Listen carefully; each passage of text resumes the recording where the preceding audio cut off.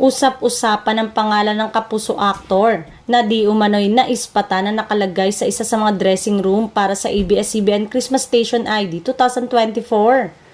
Ang kapuso star na ito ay matagal nang napapabalitang lilipat ngunit hanggang ngayon ay tikom pa rin ang bibig sa mga espekulasyon. Hindi naman sigurado kung dahil tuluyan na itong magiging kapamilya o baka dahil sa partnership ng GMA at ABS-CBN ay hindi na issue na may makita na kapuso star na nasa ABS-CBN o kapamilya star sa GMA Network.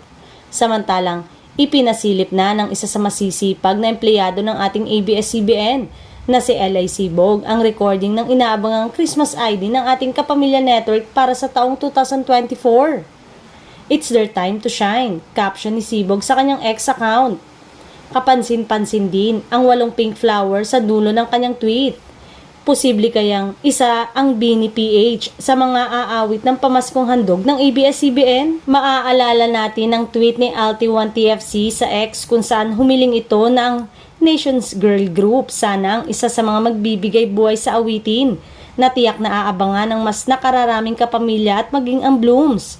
Sa mga susunod na araw nga ay opisyal ng sasalubungin ng ABS-CBN ang Kapaskuhan sa pamamagitan ng pag-ilaw at paghahanda ng magiging team song ng ABS-CBN para sa ngayong taon. Ang Christmas Station ID ay isa ng yearly tradition ng ABS-CBN na naglalayong maghatid ng masaya at makahulugang pagdiriwang ng Pasko para sa lahat.